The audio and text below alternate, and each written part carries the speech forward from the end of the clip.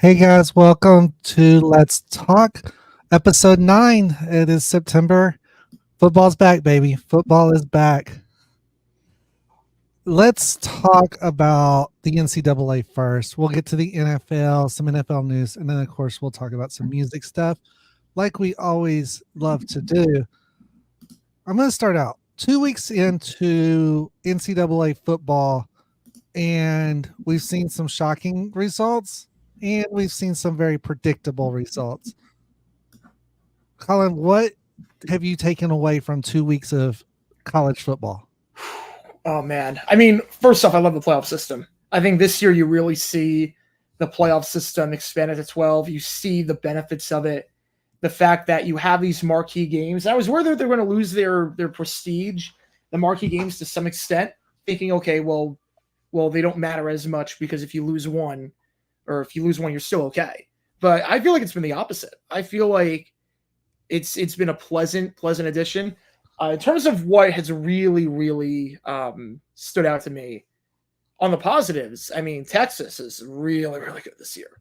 Texas and I would say Tennessee, Ilamaliava has been phenomenal for the Vols. And I knew they were going to beat NC State. I didn't think they would win by that much. And same thing with Texas. I knew they were going to beat Michigan. I didn't think they were going to win by that much. SEC is going to be a dogfight this year. If we learned anything, I mean, you've got, Bama's going to figure it out. USF's always their bogey team. They're going to figure it out. They got a solid quarterback in Milroe. They got a good coach in DeBoer. Georgia's always great. Tennessee's looking great. Texas is looking great. I mean, they're all the same conference now. And then what about South Carolina going 2-0 right now? Yeah. No, you got a lot of good teams in that conference. I mean, it's gotten to a point where Vanderbilt's getting votes. Vanderbilt's getting votes in the top 25. 6 of the top 7 right now are SEC. Right now in the poll, besides Ohio State, 6 of the top 7 are in the SEC. That is going to be a dogfight. And I knew the SEC was going to be good this year. The fact that they're looking this good, oh, man, we're in for a treat. We are in for a treat. Right. So who are your teams you're really going to watch in week 3 and week 4? Well, I mean, for me, I want to see what Kansas bounces back. I want to see Kansas. They have a game against UNLV, who they played in the Guaranteed Rate Bowl last year. Kansas, disappointing loss to Illinois. Didn't see that one coming. I want to see how they bounce back. Jalen Daniels obviously did not have the best game last week. I want to see how he bounces back in that one because that should be a high-scoring game. That should be a fun one. The other team I'm looking forward to a lot is Arizona. That also happens on Friday night. Arizona did not look that sharp the first 2 games of the season. They played some pretty weak competition, and last week they trailed Northern Arizona at the half. FCS school that is always usually gives them fits, but still. This is their first real test. Top 25 game against Kansas State in conference. I want to see Arizona was one of the sneaky picks for a lot of people to make it to the playoff and win the Big 12 after a great year last year. But obviously they changed coaches. Their old coach left, new coach in charge. I want to see how they do against a very good Kansas State team in their first real test of the season. Yeah, because like you said, weak competition, but struggled in those 2 games. We've seen a lot of struggling from a lot of top teams that should easily be beating these FCS schools, and they're struggling. Penn State being one of them. Mm-hmm. I mean, that was James Franklin being James Franklin. James Franklin's basically the Mike McCarthy of college football. Like, he'll win games, he'll get you to the hump. He's never going to get you over the hump, and he'll make some baffling game decisions every now and then. The saving grace with Penn State is at the end of the day, if you have 2 losses, you're making the playoff. If you're if you're in that conference, you're in the second best conference of college football, and you have 2 losses, you are making it to the playoff. Yeah. And you figure most years, okay, with their schedule, Ohio State and Michigan are the 2 losses. And you just can't lose anything else. Well, now Michigan looks like crap. And I don't think they're going to get any better. So you're still okay if you're Penn State. Obviously, this was not the prettiest win in the world. But then again, look at Bama last year. They did not play well against USF. That was an ugly game. And they still made it to the playoff, and they were still just fine. So no cause for concern just yet. You have a solid quarterback back there in Allure, but obviously they got to play a lot better. So what maybe 5 teams are already hitting the panic button? Florida State. It's basically Florida State has to be hitting the panic button at this point. Florida State is, DJ Hugh he has not improved at all. DJU has improved in the slightest bit. And it's a shame, really, because he was so highly touted coming out of high school, 5 stars. And when Trevor Lawrence couldn't play against Notre Dame in 2020, DJU came in, went to South Bend, didn't get the win, but it was a great game. And he looked lights out. And we all thought, okay, this is going to be the next great quarterback. He'll be the first overall pick in 24 or 25, whenever he comes out. And it's going to be okay. And he has not improved. He's only gotten worse since then. And FSU kind of put all their eggs in that basket in the transfer portal with him. And I think Michigan's also a massive disappointment. Michigan has also been a massive panic button mode. The offense does not look sharp in the first 2 games. They just look so out of rhythm. They don't really have a quarterback right now. They really, they're a starting quarterback against Texas. 3 quarters into the game, if we're talking NFL passer rating stats, it's below 39.6. It was terrible. And their defense looked awful against Texas. I think there was a point where I think every driver, all but one drive, crossed Michigan's 30. And that was a strength of last year's team. And obviously they lost a lot of talent. We knew it was going to be a retooling year, rebuilding year. I don't think a lot of people expected Michigan to the playoff this year. But I think people expected about an 8 or a 9 win season. And I'm not sure they're going to get there at this point. This is a fall off after a championship. The likes of Auburn, the likes of LSU. Clemson. Yeah. I'm not even Clemson. Clemson was still when they won the championship, they were still pretty good the following year. In terms of immediately after, this is a fall off.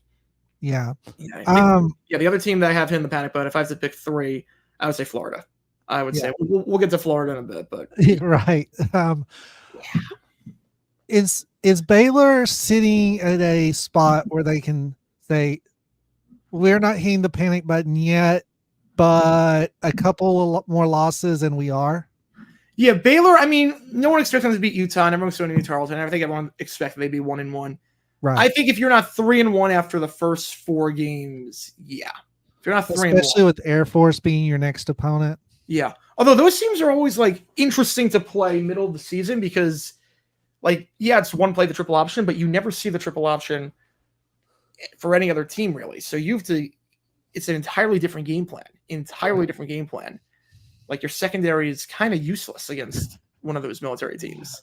Right. So it's highlight of a game plan, but they have to do that. I mean, Baylor did not look good last week. We all know that against Utah. I mean, when your quarterback completes less than 50% of his passes, when you're averaging less than 3 yards a carry, you're not going to win games, especially against a team like Utah. But then again, Utah always looks good with winning in the coach. I mean, that defense is always stacked. That defense is always flying over the ball. And Cam Rising looked good before he went down. So not really concerned about Baylor after the loss to Utah, just in general. I mean, I don't think Baylor's going to be that good this year, and I don't think Arnaud is the coach. But that loss, I think everyone saw that loss coming. So they're right where I thought they'd be in that regard. So I've got Baylor at 4-8 for the season. Where do you have them? Yeah, I would say 4-8 sounds about right. I would say 4-8. I think they probably split the non-conference games, the Air Force Colorado games. I don't know which one they win, which one they lose. I don't know which one. And then you figure you might get 1 or 2 in conference play. TCU looks a bit better than I thought right now. So I would have penciled that at home as the one win you get in conference play, but I don't know anymore. I mean, Houston does not look good, so you might swap that one with Houston. Either way, I think 4-8. I'd be very surprised if they're bowl eligible. Yeah, I'm not counting on a bowl. If we make a bowl, I'll be pleasantly surprised. Mm-hmm. But like you said, Dave is not the answer on the sideline. The AD is now on the hot seat with his handling of women's basketball, the football team, and now with Scott Drew saying he's looking again to leave because of the AD. I mean, you lose. This AD has cost the school fixing to be 3 massive coaches that were winning games, and now Baylor's back to being kind of that mediocre. Yeah, they can win, but pencil them in at the bottom of the pack. Yeah, I mean, if you lose Scott Drew, I mean that's the death knell. Yeah, he's one of those guys where you just give him a lifetime contract, give him whatever he wants for what he's done with that school. Give him whatever he wants. Right. Let's talk about your Gators. 3-9 sound generous. Generous. It actually asterisk next to that. Depends on what they do at quarterback. Obviously Graham Mertz did not play last week. They went the true freshman Lagwag, and he looked solid. I mean, he threw some pretty good deep balls. Granted, it was against Stanford, the one game that I knew we were going to win. I can't say about any other game. But his accuracy was pretty good. I don't know if they're going to play him the rest of the way. I mean, they're going to split time in A&M, and A&M's not looking that good. I mean, A&M is beatable, relatively speaking. Now, granted, we stink, but between Lagway and Mertz, I mean, hopefully Lagway plays more. I mean, they're going to split time between the two. So I would say it depends, because if Mertz plays, 2 wins is our peak. We're not win more than 2. Maybe 3. Maybe we win 3 because A&M is not looking too sharp, and Weigman is not the answer at quarterback there. Right. But yeah, no, I don't like Billy Napier. His in-game management's terrible. The way he talks to the press is terrible. He's alienating the boosters. He's alienating everyone. Florida's kind of a mess right now. They're in the same boat with an AD that seems very, very incompetent. Doesn't really know what he's doing. The only problem is that there's no president right now in Florida because the past president retired, and there was a whole mess in terms of getting the next president. So there's no real person above him. Like Strickland's pretty much got unlimited power at this point. And it's not. So they're kind of going through what Baylor went through 5-6 years ago, huh? Yeah, it's a rough transitional period right now for Florida. So let's talk about someone a little closer to home for you. You graduated this school, Arizona State. Let's go. 5-7, 6-6. We're not going to be the worst team in the Big 12. Everyone had us as the worst team in the Big 12. I had us as the worst team in the Big 12. We're not going to be the worst team in the Big 12. We are not. Yeah. I am pleasantly surprised by ASU. Dillingham has been a revelation at head coach. He inherited a mess last year. There's so much. Oh, yeah, he did. Yeah. There's so much more speed on this team. Levitt at QB, he's been very accurate, very smart with the ball. Skadibo is looking like a Heisman candidate right now. I mean, Skadibo is looking pretty good at running back. 311 yards so far through 2 games. He's been phenomenal. Beat Mississippi State first time being an SEC opponent ever. You beat Wyoming, and Wyoming was a 7-point spread. I thought that they were going to give us some fits, and Wyoming they're 0-2 right now, so maybe they're a bit worse than I thought. But 48-7, I mean that's no slap, especially against the previous year. Our opening game against an FCS school came down to the wire. Texas State on the road is going to be a tough team. Texas State can play. They're one of the better mid-majors out there. Yeah. But if you, honestly, with our schedule, I mean, you do have 4 ranked teams right now. But I could see this team making a bowl. I think 6-6. I really could see this team being a 6-6 team when all is said and done. And honestly, I could see if they go on the road and beat Texas State on Thursday, I could see them getting some votes for the top 25. They're not going to get in the top 25, but I could see them getting some votes for the top 25. You get a true road win against a very good Group of 5 school. You beat an SEC school at home. You beat Wyoming school. It's usually pretty good. I mean, you're going to get some votes that way. Yeah. Right now, the Big 12 has them in second place. Now, there's an asterisk with that because half the teams are 2-0 right now. Yeah. But as far as how they are ranked, Big 12 shows them in second place. But looking at it, you've got Arizona, Arizona State, Iowa State. It's alphabetical. Yeah, I think it's alphabetically. Yeah. Well, not only that, but some of these teams struggled to win one of their games. I mean, who do you see giving you guys the most fits of those teams that are 2-0 right now that y'all play? Because how the Big 12 is set up is a round robin, a 4-year round robin now. So how do you see those big schools or those big 2-0 schools dishing out some punishment to you guys? I mean, I think Utah's the biggest threat. I mean, Utah was the pick by a lot of people, including myself, to win the conference. Their defense is always great. If Cam Rising's healthy, I mean, they're going to be tough to beat. I expect nothing from Utah. I know it's a home game. I don't expect anything from Utah. In terms of the 4 that we play that are ranked right now, I'd say Arizona, by the way, looks like the easiest of the 4. Granted, rivalry game, you never know.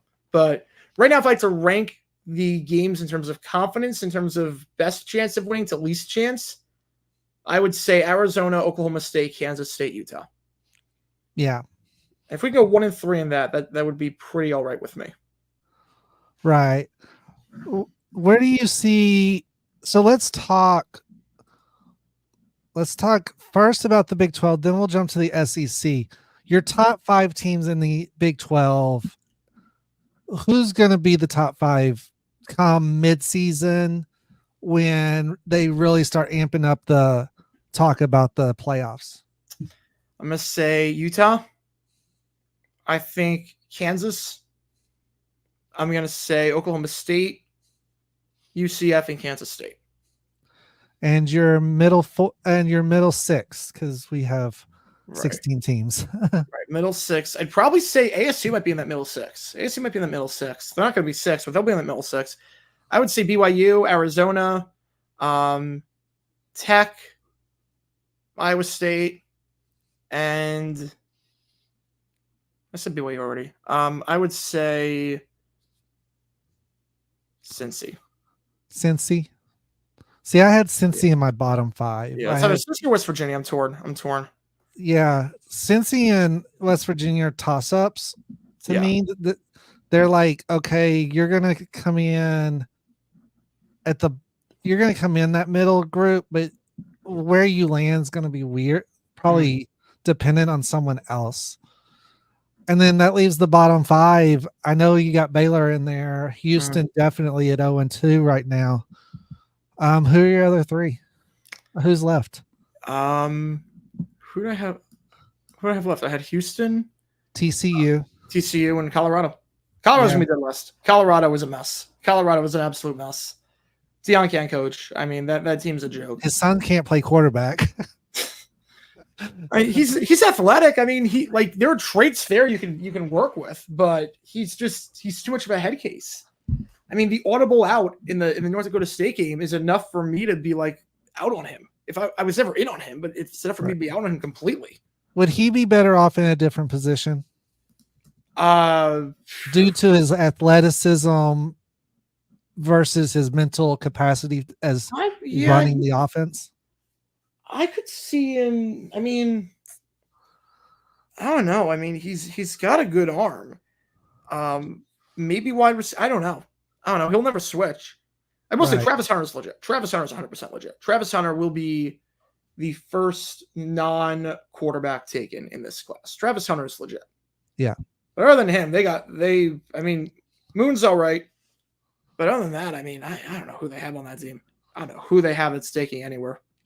Yeah. The only way Sanders is going to switch positions is if he gets to the NFL and they're like, look, it's here or nothing, right? Mm-hmm. Yep. The SEC is a crapshoot. I mean, you got South Carolina at 2-0. You got all kinds of chaos going on in the SEC. Let me pull it up here. South Carolina, Alabama, Georgia, Missouri, Oklahoma, Ole Miss, Tennessee, Texas, and Vandy, all undefeated so far. Yep. I mean, 2 games. I mean, that's a small sample size, but we always know that the SEC's strength of schedule is top notch. Always. Especially like I think that the thing that's been crazy with the SEC is that basically every game against an ACC school they've won, with the exception being Auburn against California. And it feels weird to say that California is an ACC school, so you don't even think of it like that. But it's kind of like saying Southern Methodist is also an ACC school. Yeah, but it's like with the SEC, it's like Georgia opened up against Clemson, blew them out. Texas, Michigan, I mean, that was Big Ten, but still Texas blew them out.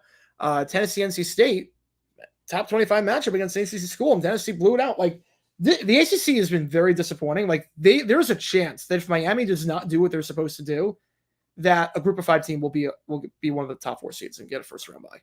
But with the SEC, I mean, it's a dogfight. I mean, there's really, I would say there's a top 4, a middle 3, and then everyone else. But you don't know what the order is going to be. Right. I mean, you presume that it's going to be Alabama, Georgia, and LSU every year, but LSU's not looking that great this year. No, I mean, we knew it was going to be a bit of a struggle for LSU at the start, because obviously when you lose a Jane Daniels, you lose your Heisman quarterback from last year going to the draft. It's going to be an adjustment. I think we all have a feeling about that. I mean, they're still going to be probably okay when all said and done. Brian Kelly knows how to get results.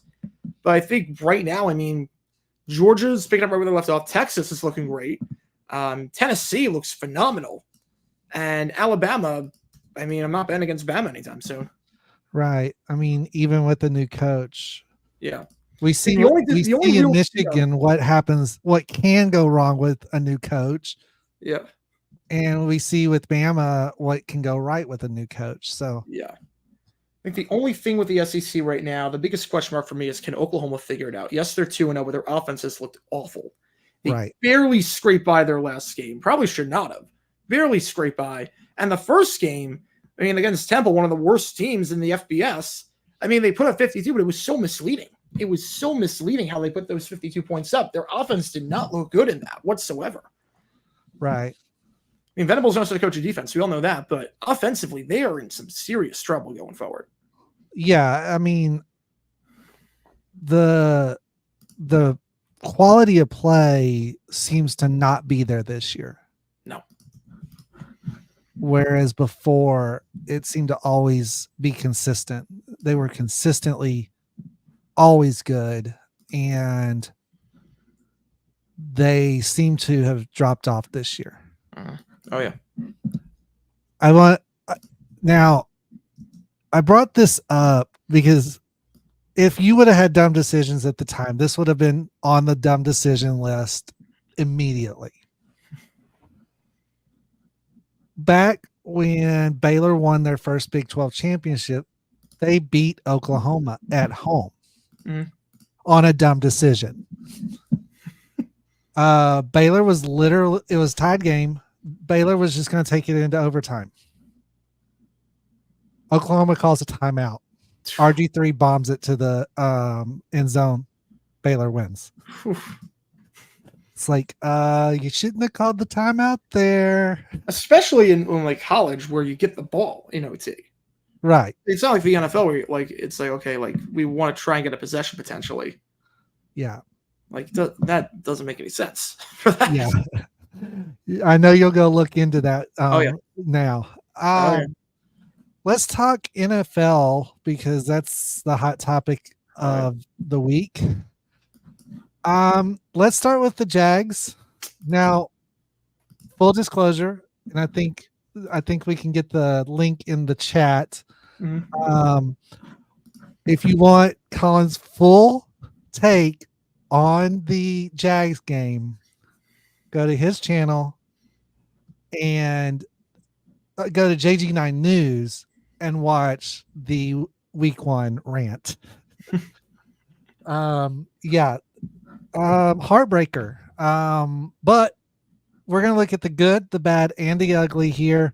Let's start off with the good. What did you see good from that game? Brian Thomas looks really good. Brian Thomas looks really, really good. I mean, he was getting a ton of separation, 4 catches, 47 yards, and a touchdown. I know that might not sound like a lot, but he was getting a ton of separation on plays. So just stopped throwing the ball in the second half. And that doesn't count the 40-yard pass interference that he drew in the end zone where he just blew by Jalen Ramsey. So he looked good. Cam Little looked great. Logan Cook looked great as always. And Tank Bigsby looks really, really good. Tank Bigsby, what a turnaround he's had to this season compared to last year. He looks like a new man, and I'm excited for that 1-2 punch. Yeah. At running back. Trevor looked good or Trevor more good, yeah. than mediocre? No, Trevor looked good. The like he was hitting all the throws in the first half. They were doing play action. He was hitting all the deep passes. He was hitting everyone open. Problem is that we only throw 7 times in the second half because the play calling kind of stinks and it's so predictable. It's run, pass. Yeah. They kind of just took it out of Trevor's hands for whatever reason. They played very conservative in the second half. And something we saw on Monday night too, huh? Yeah, very conservative. Like Trevor did not play bad. Trevor did not play bad at all. He looked pretty good. They were not like he held onto the ball. He didn't make any like critical mistakes. He didn't miss any throws. I mean, there were 2 third downs that probably should have been caught that were dropped. So he looked good. He looked good. This one was not on him at all. Let's talk bad.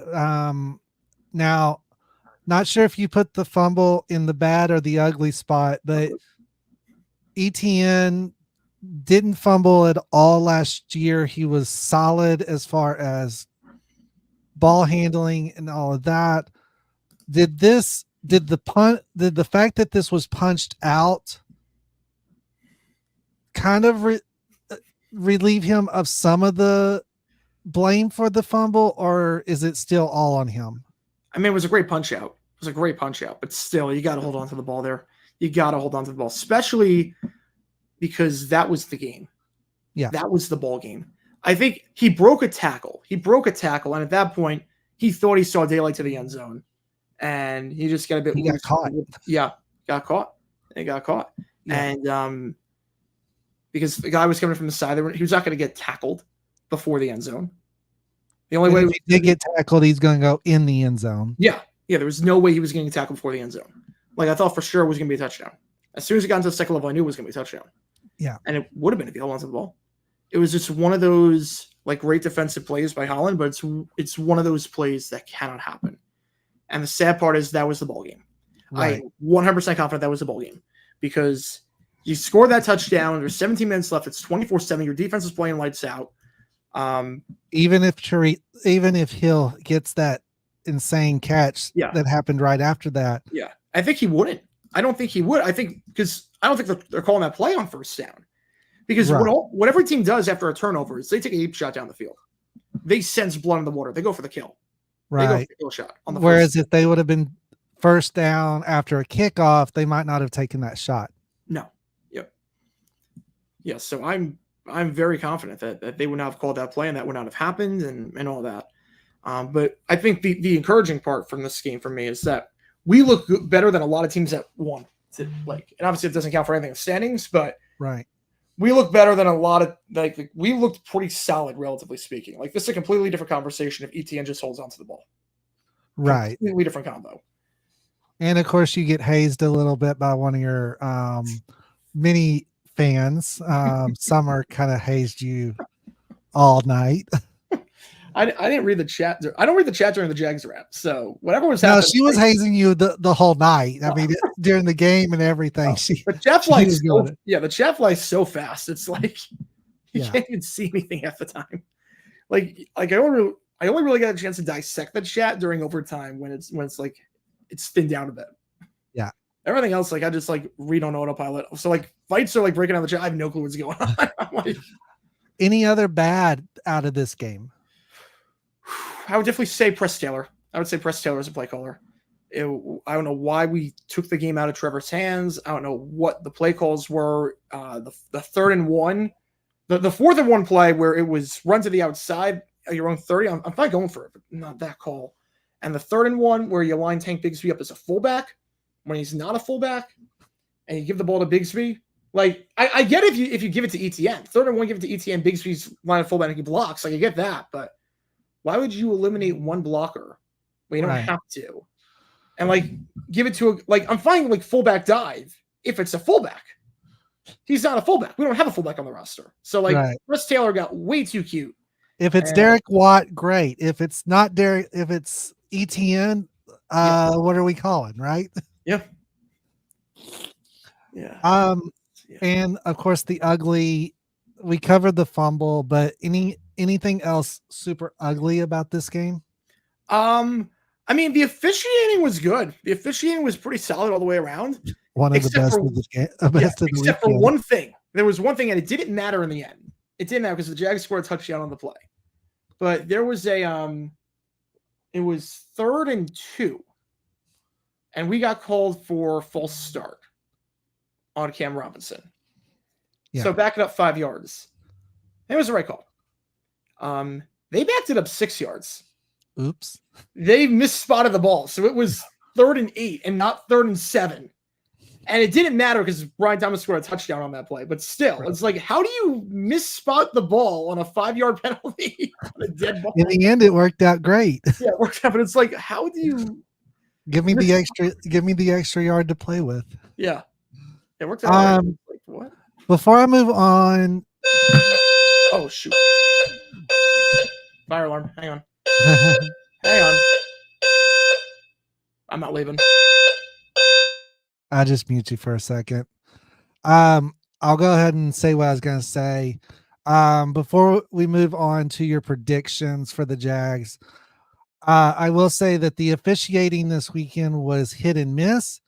It seemed like there were good games where the officials got 99%, and then there were bad games where they were missing things left and right. And then the worst thing I saw, and I know you saw it too, was the illegal formations. They were just absurd with how many illegal formations there were. I think it was 22. I think that's what I was trying to do. 22. 22? Yeah. I mean, what did we have? 5 in the Friday night game? In the first half? Chiefs Ravens was bad. I think there were 3 on the first drive in the Chiefs Ravens game. But we didn't have any kickoff penalties that I saw. We did have a few fights. We did. And again, we're sorry for the alarm. The alarm has not gone off. Like besides, like they're like the tests, like they do like once a year test, but that's in like July. Besides that, the alarm has not gone off in like 15 months. Wow. Like I live in a pretty good complex when it comes to people not staying off the alarm. This is like the first time it has ever happened on stream. It's kind of impressive. My sister, it goes off like how much you stream. Yeah, my sister lives in a complex and it goes off like once a week there. So this is pretty impressive that this is the first time, like not counting a test. All right, let's talk about your predictions for the Jags. We're going to talk their floor and their ceiling. I know Tom does this at the beginning of the year. I want to get your take as far as the Jags and the Texans. We'll start with the Jags. What is the Jags' floor if everything goes wrong? I would say the talent on this defense, the talent that we have on the roster, and with Trevor at QB, I would say 5 wins. I don't think if you have a quarterback, you're not losing more than 12. Obviously, you don't want that to happen, but I don't think you're losing more than 12 if you have a quarterback. And obviously, they have the one loss. What's their ceiling? I think 12-5. I think 12-5. Because the problem is that the thing is that this defense looks way better than it did last year. This defense, Like, we have a defensive coordinator. Like, the crazy part about that game was that we called man coverage on 73% of all plays. Man coverage against Tyreek Hill and Jalen Waddle. We called the most man of any team in the NFL this past week. And we did against maybe the best receiving duo in football. And you think that's stupid. The guy's an idiot. But it worked. We only got 20 to the number one offensive football last year. Like, we're not going to play Miami every week. We're not going to play that talented of a quarterback and that talented of a receiving core every week. So, like, we have an offensive line that looks pretty good in Trayvon Walker, who had 2 sacks, Josh Allen, Eric Armstead. Like, we've got guys. We've got, like, so we don't have to win. We don't have to put up 30 every game to win. Like, this defense looks pretty good. I know it's one game, but I like Ryan Nielsen's defense coordinator. The thing with Nielsen is that we knew what we were getting going in because he was very good in Atlanta. I mean, Atlanta's defense was not the problem last year. I think they were the number 9 defense in football last year. So we knew we're a dog defense coordinator. We knew we're getting a good DC. So we don't have to put up a ton of points to win against most teams. Now, in a week, if we lose to the Browns, I might have a different reaction. But I'm not like too concerned about right now, at least. Not hitting the panic button just yet.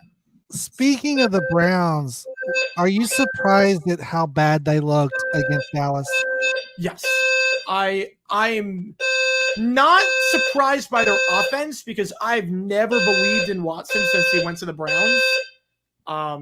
He just does not look good, except for the second half against Baltimore last year. I can't remember a single game that he looked good. Right. But I was surprised by their defense. I thought their defense was going to do a lot more, considering how good they were last year, considering you had Myles Garrett on the other side. I'm a bit surprised. Now, again, offensively, you don't have your 2 starting tackles against Micah Parsons on the other side, and you don't have a good quarterback, and you've got some injuries and whatnot. Like, Chubb's not there back. He's not back yet, and Joker gets started. Like, I'm not surprised by that. Defensively, though, I was very surprised by the Browns. See, they're going to make it up based on their defense. And you have the Jags have the advantage. They don't have to play Chubb next week. The Texans, if they go into the Browns, I think we do run into the Browns. We're most likely going to hit Chubb hard. So, yeah, it's going to be the AFC South is really got a gauntlet when it comes to the other divisions that they play, because some are going to get to play them when they're down, and some are going to have to play them when they're up. So I think that's going to be a big tell of how this season rolls. Yeah, that's. Oh, thank God! Oh, thank God! Holy cow! Sorry about that, guys. Again, that was obviously out of my control. Right. But yeah, So to recap, Jags floor 5-12, Jags ceiling 12-5. You think? Yeah. In a week, the floor, the ceiling is going to be a lot lower if we lose to the Browns. Right. The ceiling will drop by 3 wins if we lose to the Browns. Yeah. Let's talk Texans. Big game coming up against the Bears soon. Sunday night. And we got a lot of questions still. Not gonna lie, our defense worries me. But they go into Indy, they take care of business, give Indy their 11th straight week 1 loss, which is a streak I'm loving. Yeah, I love it too.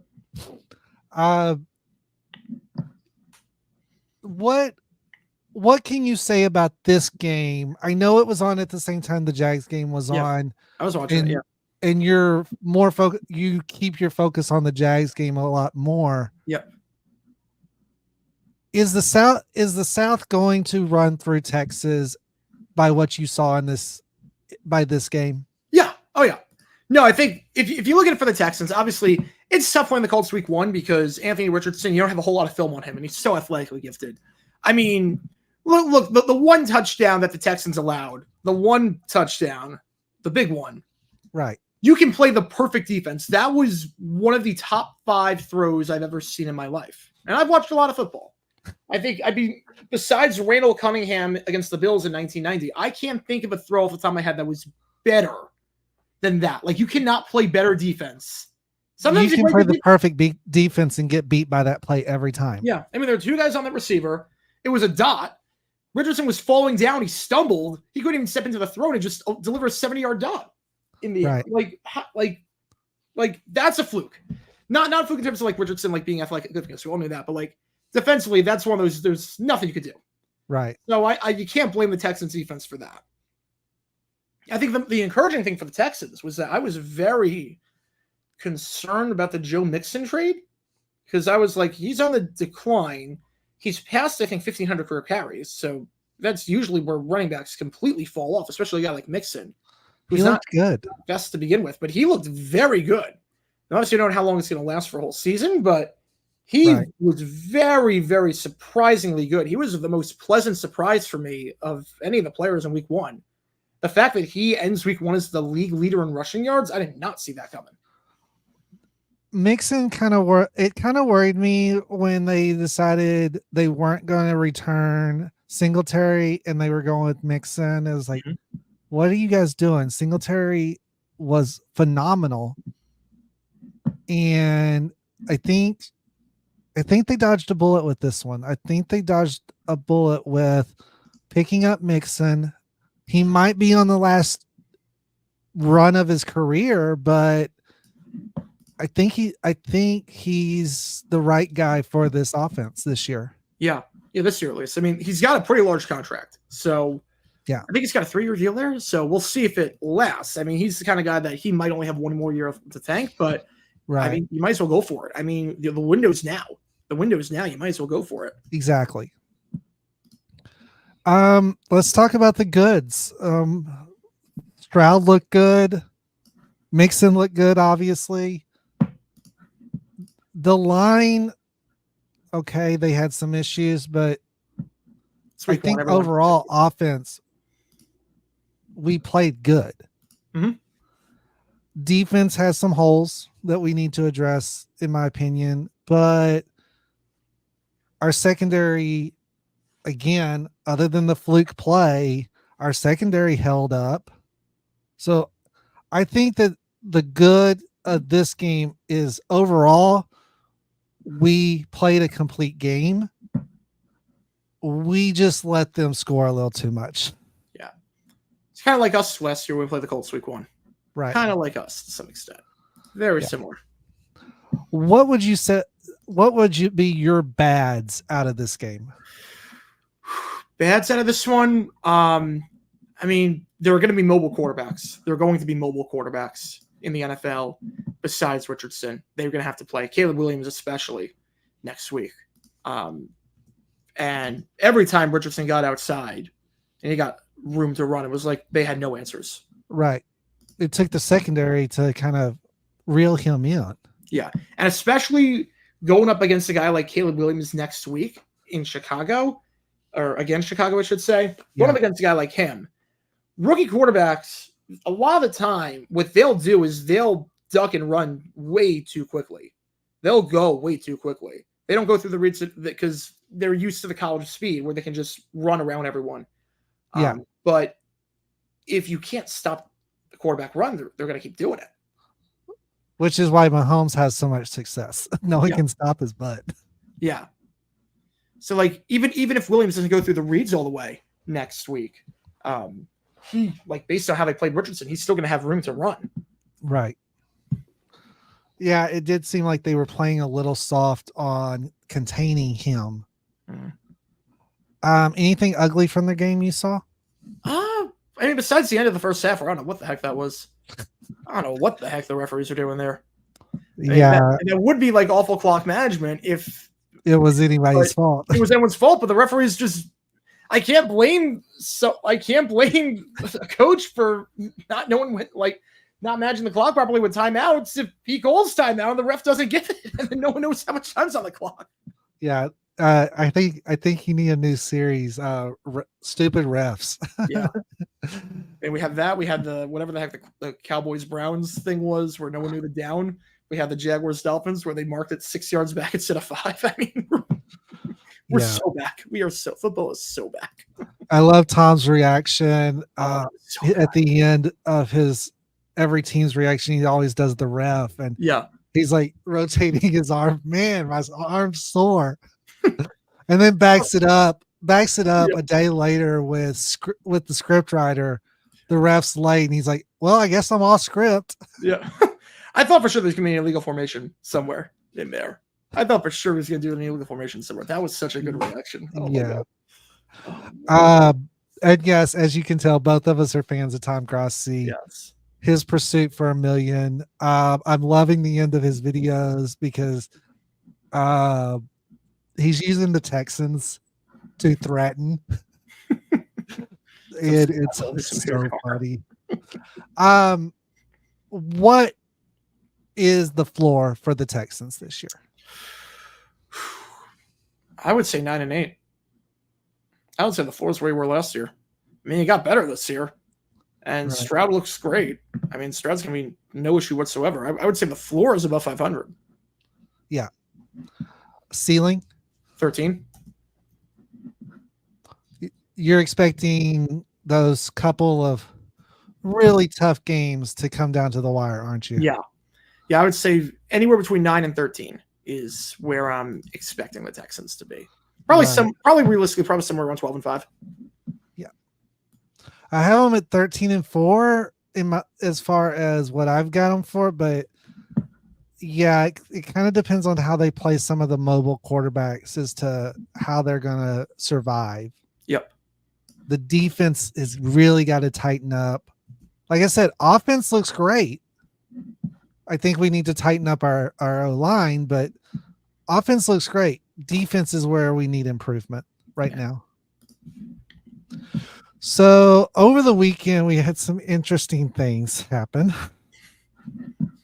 Couple of players got arrested outside of the stadium. Whew. Let's talk about that. What do we know coming off of that? What are our expectations for how that's going to play out? I mean, I don't think any punishment's going to be dished out by the NFL. I mean, we have the full footage, so we have the whole story at this point. We have the body cam footage. I don't think anything's going to happen from the NFL, especially with Calais Campbell. I don't think anything's happened with Calais. He was walking away, and they made him give him his license and arrest him. So I don't think anything's going to happen there from an NFL perspective. I think they're going to just let it play out in the legal system, and I don't think anything's going to come of it. I mean, they're investigating the situation. I don't think anything's going to happen. I just don't know how you can do something to Tyreek or Calais, and not that it's going to happen to Calais, but I don't know how you do anything to Tyreek when Jordan Addison is still not suspended for what he did for his second speeding offense, and for when Rashee Rice, the whole thing's happening there, and that's still, I mean, they're letting it play out in the legal system. So I don't see how anything's happening, at least this year. And I don't think anything's going to happen. I mean, it'd be a bad look for the NFL after the footage. I mean, even the reporters that work for NFL media are saying this is horrifying, that this is like shameful. So I can't see a situation where Tyreek or Calais get fined or suspended for this, and I'd be very surprised and disappointed if that was the case. Right. Coming off week 1, Jordan Love 3 to 6 weeks out. How does this impact the Packers? They're screwed. It's that simple. They are completely screwed. Malik Willis is not a good quarterback. Malik Willis cannot play quarterback. Malik Willis has no accuracy. Has no pocket presence. I mean, we saw him on the Hail Mary the final play. He took a sack with a 3-man front on a Hail Mary. Right. Like, he took a sack on, I think, 19% of his snaps in Tennessee. 19% of his dropbacks took a sack. And it's going to be around the same. I think the bigger question is how it impacts the AFC South. Because right now, the AFC South, the Packers play 3 teams in the AFC South in the next 4 or 5 weeks. They don't play the Jaguars because of course they don't. So we're gonna get Jordan Love. But the Colts are gonna have a free win. The Titans are probably gonna have a free win. Texans are gonna have a free win. It's right. Like we kind of hosed by that. But I think the one thing the NFL has to be thanking their lucky stars, if any star quarterback was going to get hurt for 3 to 6 weeks, they are fortunate it was Jordan Love, because for whatever reason, I don't know why the schedule was like this, the Packers do not have another primetime game until Thanksgiving night against Miami. I don't know why. They have like 4 straight at that point, but for 2.5 months, they don't have a primetime game. Yeah. So if any team was going to have their 9-figure quarterback get hurt, I think the NFL's like, let it be the team that is not on national TV, sort of an Aaron Rodgers situation like last year, where we're stuck watching Zach Wilson and Tim Boyle in national games. Yeah. if they dodge a massive bullet. So let's talk about a team you hate. Is TJ Watt leading a new steel curtain defense? I don't know if he's leading a new steel curtain defense, but he is cementing his Hall of Fame legacy. I mean, he was dominant. They had no answers for him. Yeah. He was the most dominant defensive player on the field in week 1. That was an incredible performance. I mean, there's nothing much what hasn't been said about TJ Watt hasn't been said already. Right. I mean, just like his brother. I mean, just like his brother, he is a force to be reckoned with. Yeah. And despite not having any offense, several teams won. Yep. The Bears, the Steelers, to name 2. Yep. Of course, the Steelers won. Of course. What is it about these 2 teams that makes them so scary on defense? I mean, it starts with a pass rush. At the end of the day, it starts with a pass rush. And the Steelers got TJ Watt, and the Bears, ever since they got Montez Sweat, it's a whole different team. I mean, you can pinpoint from the Bears were not good defensively and were not a good team in general the first half of last year. And then they traded for Montez Sweat, signed to the extension. He's a dark horse for Defensive Player of the Year. And you add him to the defensive line. Now, granted, they did play Will Levis. They did play. Granted. I think this week also, yes, good defense, obviously, by the Bears and Steelers. Got to tip your cap. But the Bears played a quarterback that is not good. I mean, that shovel pass was embarrassing. I don't know what Levis was thinking. And the Falcons played a quarterback that was coming off an injury first game back and didn't play in the preseason. I think we saw a lot of teams that did not play their starters in the preseason look really sloppy, really, really sloppy to start off the game. Right. We're seeing the importance of preseason on display, at least to some extent, where guys need to play at least a bit. Do you think the NFL comes in and says, look, if these guys aren't playing, we're going to take action? I mean, I don't think it's going to come to that point, but if I was the NFL, if I was Goodell, personally, what I would do is say, look, you have, if a player does not play one play in the preseason, they can't play in week 1. If you miss the entire preseason, you can't play. All you have to do is play one play, because that's easy to legislate. You can't do one drive, one play. But I would say, look, if you don't play one play in the preseason, if you are on a roster and you do not play one play in the preseason, you cannot play week 1. And the NHL would you make an exception for holdouts? Holdouts would be the exception. Yes, they have to be on the roster. Have to be on the roster at the time. Yeah. On the 90. And the thing, or not on the 90, but they have to be reported in camp. And the other thing too with that is the NHL does a similar thing with the All-Star game. It's if you get nominated to play in the All-Star game and you don't play the All-Star game, you get suspended for the first game because it's okay, well, you're not healthy. Right. So I don't see why that would be an issue necessarily. Now, I don't think it's going to come to that. I think the NFLPA would revolt, and I don't think that's a hill the NFLPA wants to die on. If they want 18 games, they care about the 18th game. They care about the 18th game more than the quality of play week 1. Right. For, 10 teams that don't play their starters, and that will not be the hill that they die on. Do you think that's why we're seeing less and less divisional matchups in week 1 now? No, I think it's just luck of the draw. I think week 1, the NFL's realized we can put any games week 1 and we're going to get good ratings. Right. So why waste divisional matchups in week 1 necessarily? I think that might be more of why. And also you have to remember that before, divisional matchups could be spread out across all 18 weeks, or all the weeks of the season. And now for the last 15 years, you have to play a divisional matchup final week of the season. So that's one less divisional game that you play in the first 17 guaranteed. Right. But like you've said in the past, you should have to play 3 divisional games in the first half of the season, 3 in the back, and make it fair for everybody. Yeah. Yeah. Just do like soccer does. I mean, Premier League, you play every team once, you play every team twice, you play them once the first 19 games, once the second 19 games. Yeah. That's how it should be, because then you can get guys back that are healthy. There should not be in the NFL a system where teams like the Bears and the Steelers are not playing divisional game until week 11. There should not be you should not play the same opponent twice in 3 weeks. Yeah. And the Bears kind of got a raw deal because they got a very weak week 1 opponent in the Titans. Yeah. And then they're getting a juggernaut with the Texans. Yep. So yeah, the schedule makers kind of screwed up. And if you want our takes on the schedule, we did a whole episode on that. Any other kind of news coming out today or yesterday that you saw that you want to talk about regarding the NFL? I think that pretty much covered it for the most part. I think for the most part, they pretty much covered everything that like I had on my mind. I mean, Brady's debut was pretty meh. I think that's the only big thing. Like Brady's debut was pretty meh, but nothing really right home and bound. Obviously, that's going to be decided based on how he does over the course of the season. The first game was always going to be a bit rough for someone with cold feet. Have they released ratings for the Friday night game? Have they? I don't know. Hang on. I didn't look. I was going to and kind of 14.2 million. Yeah, right around where I thought. Right around where I thought. I thought it was going to be around that 13 to 15 million range. Yeah, 14.2. Yeah. Not for bad. Friday or Labor Day weekend. I mean, NFL's king. Yeah, it's not a bad night for the NFL. Nope. Do you see them doing this more? Yes.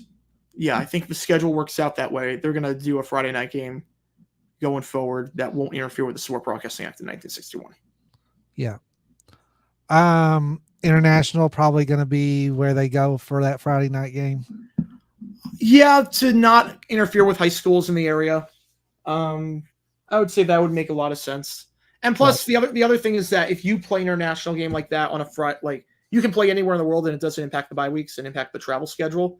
Like you can afford to waste a day and not have a huge uproar because you're not playing for 2 weeks before that and you get extended time after that.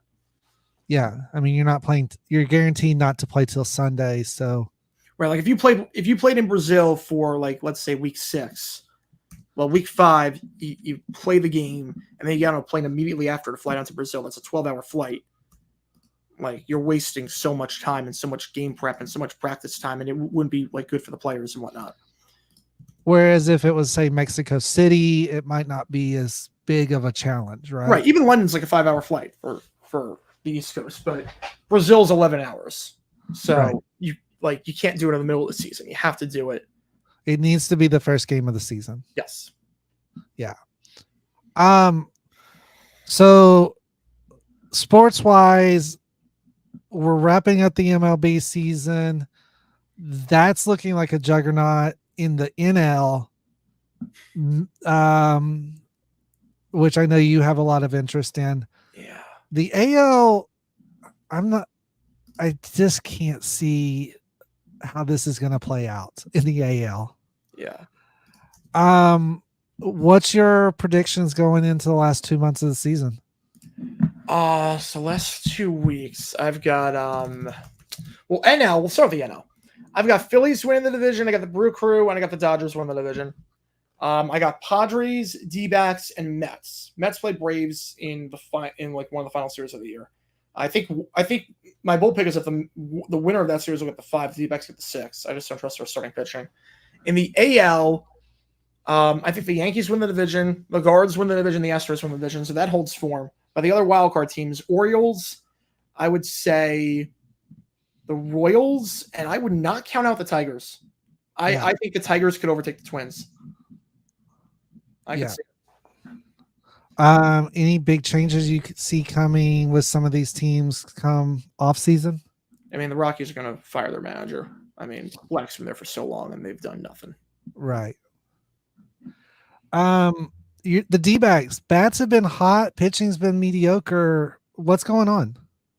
What with the D-backs? Yeah, no, it's disappointing. I mean, I thought Zach Allen and Merrill Kelly were going to be a lot better than they were, and they haven't been. Ryan Nelson's been a pleasant surprise, but it's more of like for every one great pitcher we have one that's been underperforming. Like AJ Puck's been great, and then Dylan Floro it's been terrible. Paul Sewell hasn't found his form at all. Ryan Thompson has fallen off, but Joe Manaply's been great, and Justin Martinez has been great. So it's one of those where it's one of those where you never know. It's one of those where it should be much better on paper than it actually is. Yeah. So normally we talk top 40 music, 80s, 90s, the classic era rock. Yeah. Today we're going to do something a little different. We're going to talk 80s and 90s country, Ooh. specifically bands Mhm. that really developed during the 80s and exploded during the 90s. Obviously, I'm going to start with my favorite country band, and that's Alabama. These guys revolutionized country music. What would you say their most lingering contribution to country music is, other than the all-encompassing act of a band? Yeah, I would say, and the harmonies are so tight. The harmonies, like I'm in a hurry, like that song does not work without that intro and the harmonies in that intro. I Right. mean, the harmonies in, I think that's the same thing. Like most country bands from the 80s and 90s, the ones that really made an influence, the ones that got big, like Bama, Restless Heart, the harmonies are just so tight. I think that's the key to a good country band like that, is when you have tight harmonies, almost kind of like the Eagles, almost like kind of Eagles sounding harmony. Right. When you have that, it just makes it that much more fuller and that much richer. And I think that's how these bands had to compete back then, because when we went to SoundScan in the early 80s and mid 80s, like a lot of the bare bones country stuff with just a guitar and just like a backing drum beat and whatnot, like it sounded, Three-piece bands. Yeah. yeah, it sounded like out of place. It sounded bare bones. It sounded very bare bones compared to what was happening in pop music, and it couldn't really get like a hold on for a while, as a result. And that's why you saw a lot of these country artists switch over, try their hands at like pop music, and try and make a transition. Like Sheena Easton being one of them, even Dolly Parton to some extent.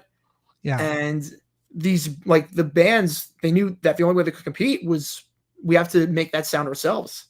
Yeah. And those rich harmonies were just so good.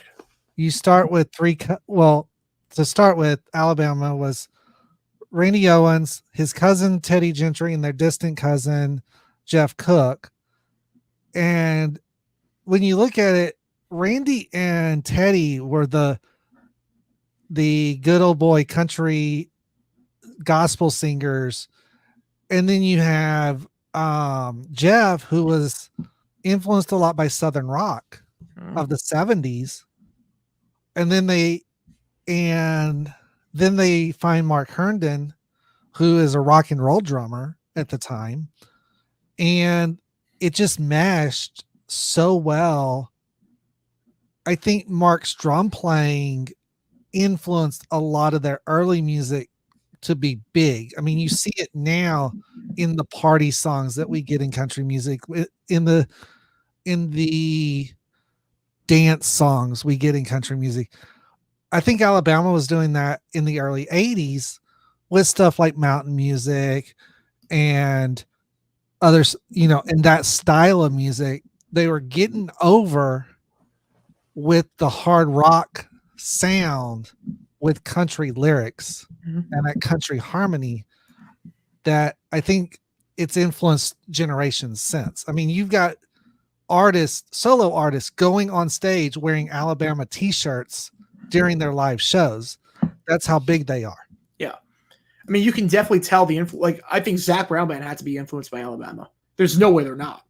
With the harmonies in their songs and the way they structure their songs, and like Alabama and Black Hawk is, I think, who they really credit with their influence. Yeah, like you can't listen to Colder Weather by Zach Brown Band and tell me that there is not some Alabama influence in there. Oh yeah. I mean, even stuff like Brad Paisley has said, if it wasn't for Alabama, he wouldn't be doing what he's doing.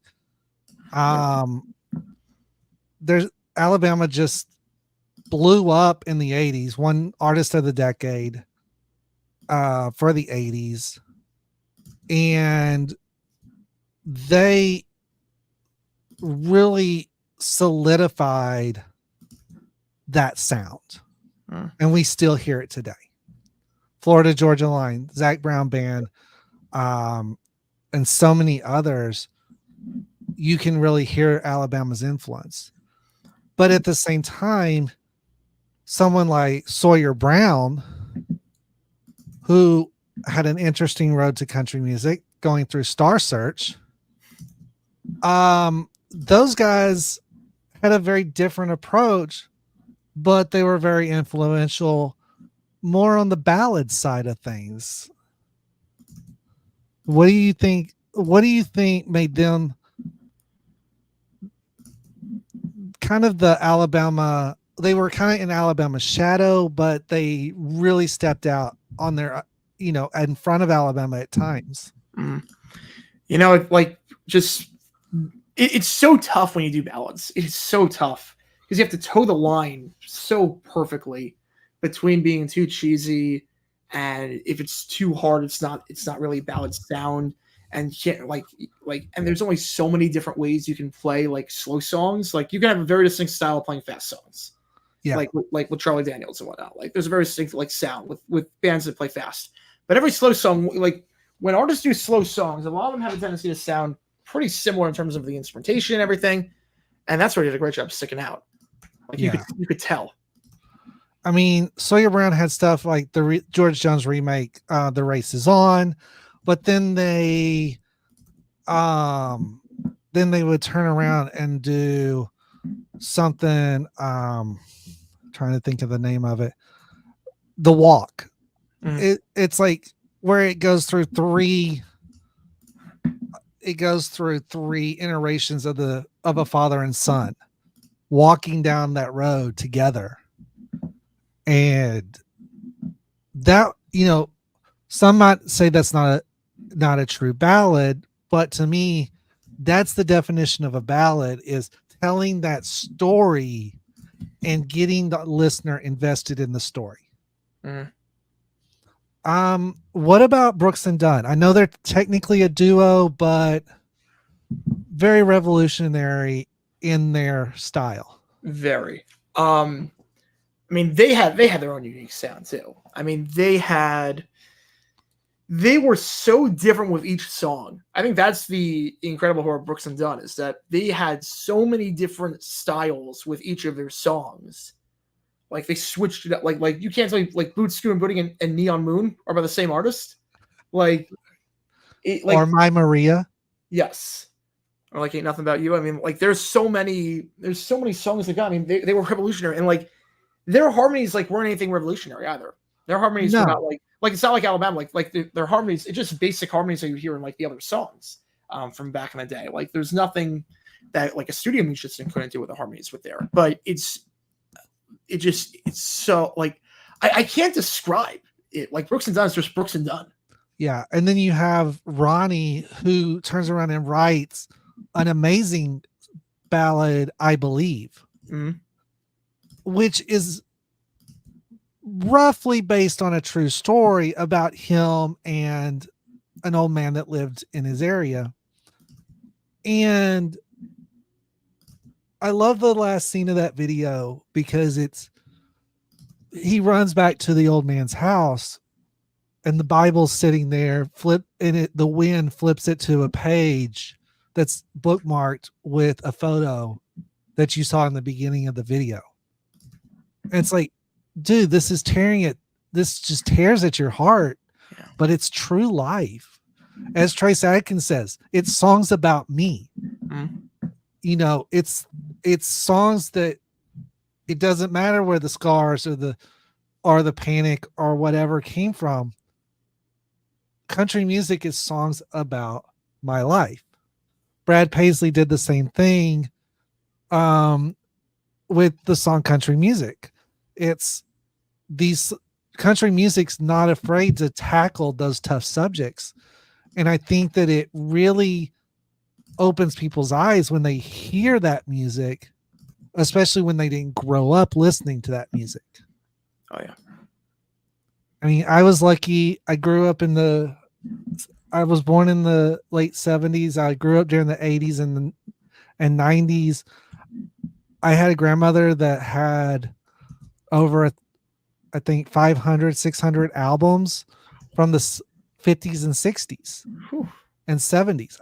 I got to hear the classics while what we call classics today were being made.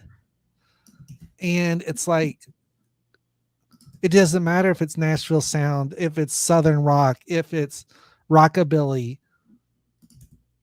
It's all songs about life. You're right what you know. You're right what you know. Yeah. Now I know you dabble. I know you do more than dabble with music. You do karaoke. You do a lot of different stuff. Yes. Do you ever approach country music when doing karaoke, or when do you usually listen to country music? You know, like I listen, like I used to listen to Throwback 30 a lot on Sirius XM before they got rid of Trace Atkins with budget cuts. It's not the same anymore. But no, I listen to country a lot. I listen to country. My sister's a big country fan. I saw Luke Combs in at State Farm Stadium a few months ago. He was incredible. Like I like country music. I will dabble in country at karaoke. Usually a lot of people like there's definitely more people that are country fans now than there were when I started going there like 5 or 6 years ago. Yeah. As you know, the guy that started this podcast with us, PJ, he's been on his country journey for the last few years. And he's gotten into, I mean, he does listen to some of the newer stuff, but he really started back in like the 50s and 60s with that journey. And right now he's dabbling with Bobby Bear. Great storyteller.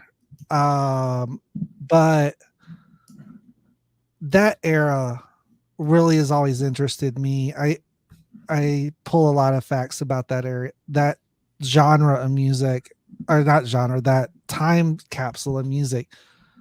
But I still hear it. I still hear it today. I mean, there's a song, I don't know the name of the song, but they used a song from like the 50s and integrated it, the original track, into their song. Wow. And I want to say it's Four Walls, but it may be Walking the Floor Over You. And it's like, that's bold to take the original and meld it into your song. That is. You know, we see that with rap, but we really don't see it with country. And I think it really worked.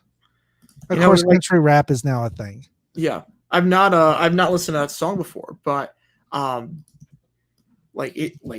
think what samples can do like that is they can introduce people to a whole new generation. And like, you have to wonder like how many people in the studio even knew that like the original song like existed or who it was by.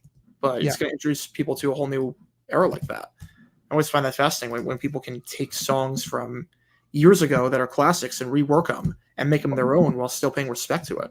Or something like what Cole Swindell did with Heads Carolina, Tails California by Jody Messina. Mm-hmm. Took the music, totally rewrote the song, and then got Jody to do a remix with him where it melds the two songs together. Yeah. You know, and then did it live on all the award shows. And, you know, it's like, damn, this is good. Yep. So like Tennessee Whiskey, it's like take the original song, make it entirely different. Right. And just do that. Yeah. I mean, remaking a song, using a sample of a song, and reimagining a song, while they're three different things, today's music, it's all the same, really. Mm-hmm. It really the past has always inspired the future of country music. And I really love country music because of that. I don't listen to a lot of country music anymore. Mm-hmm. But I do enjoy the classics. I enjoy anything from the 70s to the 90s, to the end of the 90s. Another duo I want to talk about, and unfortunately one of them's no longer with us. Montgomery Gentry really took what Brooks and Dunn did and flipped it on its head, right? Mm-hmm. I mean, songs like Speed, where it's like trying to get away from your past. What do you think about that? Where it's like, I don't care what you think about me, I'm going to live my own life. Yeah, I mean it's personal. I mean it's very much you can relate to it. And like there were so many of those groups that were big, like after like Brooks and Dunn took off in the '90s. So many of those groups in like the late '90s, early 2000s, like them, Diamond Rio is another one. Like very similar in terms of the messaging of the songs, how they portray it, and just how they use the full band to their advantage, while Yeah. still maintaining that authentic country sound. Of course, one of the most famous country band songs is "Amaze" by Lone Star. Yep. And it's like, where did this come from? This is good. Yeah. Then you got Big and Rich. You got that can do something crazy like ride a horse, save a horse, ride a cowboy, and then turn around and do something like Holy Water. It's like, wait, that's the same person. Yep. That's the same, musicians.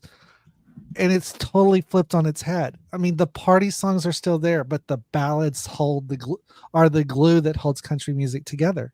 Mm-hmm. Well, this has been fun as always. We do this normally the first Tuesday of every month. Had a flight that got in the way, and then some illness and some other crazy business that happened this time. I have put my Discord server. It's been scrolling across the bottom the whole time. It's in the description below. If you would like to join, you're more than welcome to join. Please subscribe to, if you're not subscribed to either of our channels, please subscribe to both of our channels. Colin is trying to get to 70,000. I'm trying to get to 500.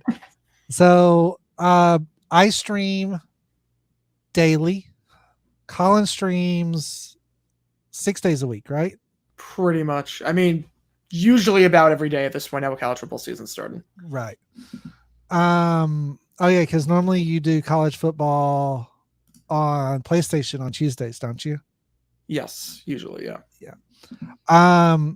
So join our channels if you like. If also Colin has memberships on. I'm not allowed to do that yet. So you get a lot of cool perks with the memberships on his channel. Other than that, thank you for watching. Like the video if you would, and highlights of this video should be coming. I've been bad about not cutting the videos up for highlights, but I'm going to try to do better among all my other stuff. And thank you all for watching. Until next time, I'm Scorpion Tazz, and that's JG9, and we will see you in a month. Bye.